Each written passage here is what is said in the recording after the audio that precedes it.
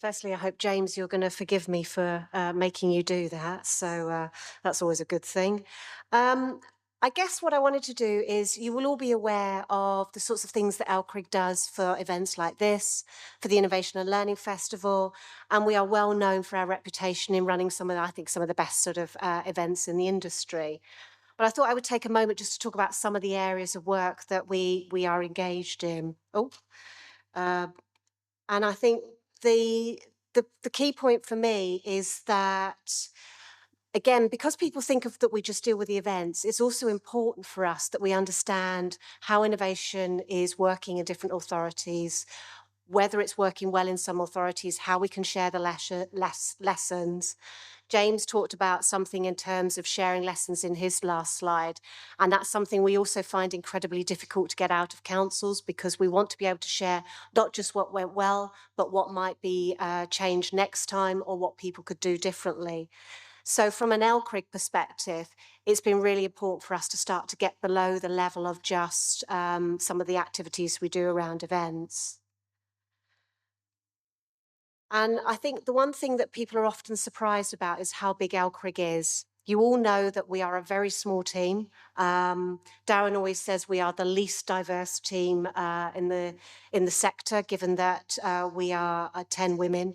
But that being said, the key thing for us is also about making sure that we work with local authorities, with suppliers, and all that time it's about making sure that we get the best for both. So we work with trying to connect suppliers with local authorities, and we try and connect local authorities with both suppliers and other local authorities. And it's also a great opportunity that we get a chance to work with government, either through TTF or through the other teams that we support in DFT. So again, I think some people think that, they wonder what we do behind the scenes. But actually, this is just a snapshot of some of the other government departments that we work with, some of the other teams. And all of that time, we are either putting forward the lessons that we've learned from local authorities. We're also at the same time talking about what we've learned from suppliers, or all the things that they tell Suzanne, myself, Kerry and the team, that we can then pass on to government. But I think what's the most interesting area is that the more local authorities that we've worked with, and we now currently work with every single local authority in England, some in Scotland and some in Wales. But actually what we're finding is we're looking at what are the patterns of what makes good innovation happen. Where are the things that councils should be considering more funding from government and so forth. So that is incredibly important to us. So we have a much wider reach now. We're starting to do a lot more work with national highways. I know we've still got some of our national highways colleagues here today, so it's great to see them. And for us, we've been, I suppose, pointing out to them how much there is to learn from local authorities, as much as there is from national highways feeding out what they're doing. And I think the other thing that we're quite keen on, many of you will know that there's Moreton in the Marsh testing ground. We would really like to work with National Highways about how we can work with them to use that as a way of facilitating trials that can be seen more nationally rather than just in individual local authorities. But there's a lot to be discussed in that space. We work with Crown Commercial Services on the innovation procurement system, which I know a number of authorities in this room have been utilising. And also more recently, we've started working with the Local Government Association, who in the dim and distant past, I've had a long working relationship with that organisation. And for me, there is also the importance of making sure that elected members are as equipped as officers are in the innovation that is emerging, and what works and what doesn't work in that innovation. So just very briefly, for those that don't know, we also manage regional groups across the country. Steve was asking me earlier about some of that. I did say that some of them feel a little bit like a self-help group, but that being said, it is a real safe space that local authorities are sharing what they're doing. And often what we'll also put on is we'll ask suppliers to come and do presentations to those groups. And again, it gets people in one location. So moving on to the sector insights work that we've started doing, I've just given you some numbers there of the sorts of organisations we're working with. And we couldn't not work with lots of local authorities, lots of inquiries from local authorities without starting to draw that into something that we can then feed back out. And particularly as we've grown, that knowledge is incredibly important to us. So last year, we undertook one of the largest surveys we've ever done as an organisation, and that was an innovation survey, and that was asking really quite simple questions. What is the most important emerging technology for you? What are the sorts of things you would like help with? What sorts of areas maybe should suppliers be thinking about developing?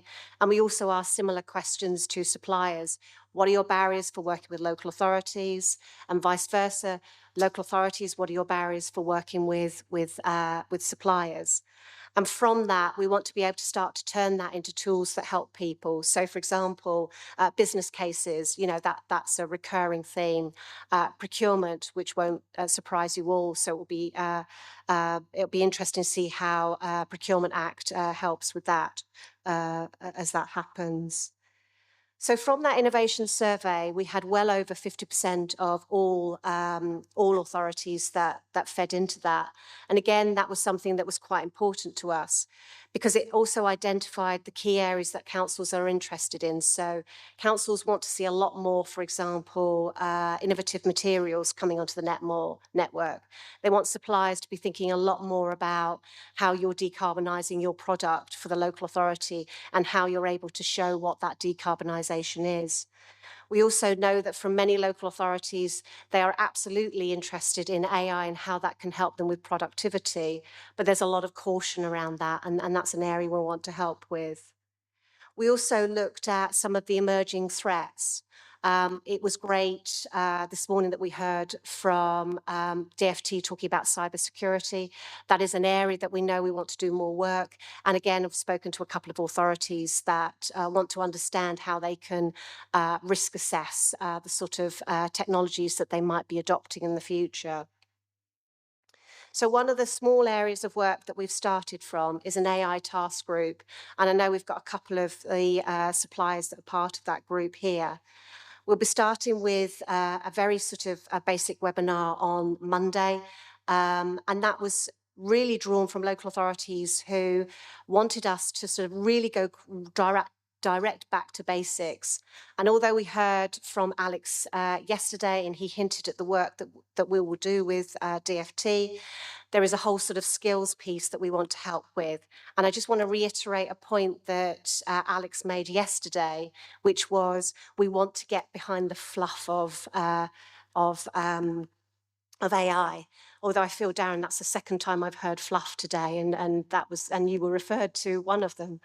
So we also want to make sure that we do some sector dissemination for that. We are getting an awful lot of local authorities that are saying to us, we're being pushed AI in so many different ways and shapes of form, but I don't know what I can trust.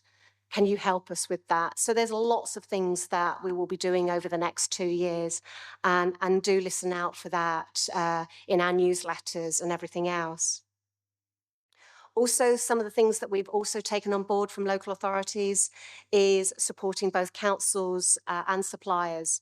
So people will be familiar with the Innovation and Learning Festival, which is in July this year. We've created much more opportunities for suppliers to be able to do CPD sessions for local authorities. And this year we will have a greater emphasis on not just highways, but also transport and technology. So there is the CPD sessions through that.